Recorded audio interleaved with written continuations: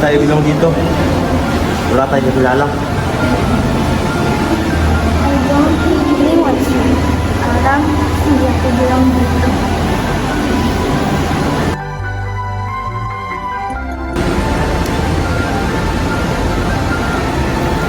Ramdam ko yung lungkot niya. Parang kailangan nilang kakamay. May pananagutan tayo bawat isa, kaya hindi dapat siya nag-isa. You know, Agnes Miguel ba? Nakita niyo na siya, tuloy.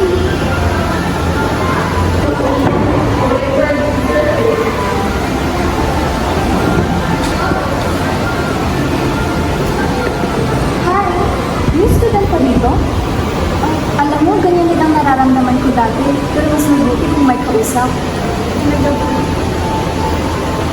Nagkakainis! Ang ingay! Hindi mo na nalala ng service na sa atin? Ang gulo! Ang ingay! Hindi ko na alam ang gagawin natin! Pwede ba? Magsitahimik nga kayo! Ang gulo-gulo niyo! Ang pakiramdam ng isa, ay pakiramdam natin lahat. Kaya dapat na natin siya manawain. Pasensya na. Okay ka lang ba? Kung gusto mong sumali sa akin, okay lang din. Alam niyo, hindi galing ang sagot sa lungkot. Baka kailangan niyo lang ng kausap. Sorry. Hindi ko sinasadya. Magulo lang talaga ang isip ko. Ayos lang yun. Lahat naman tayo ay pinagdadaanan. Pero mas mabuti kung sabay-sabay natin haharapin.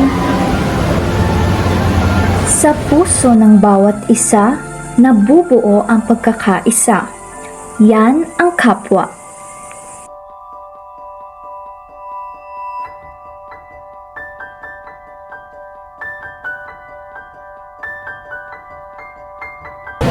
Hi, I'm Dai. Hi, I'm Edgar. Hi, I'm Rashman.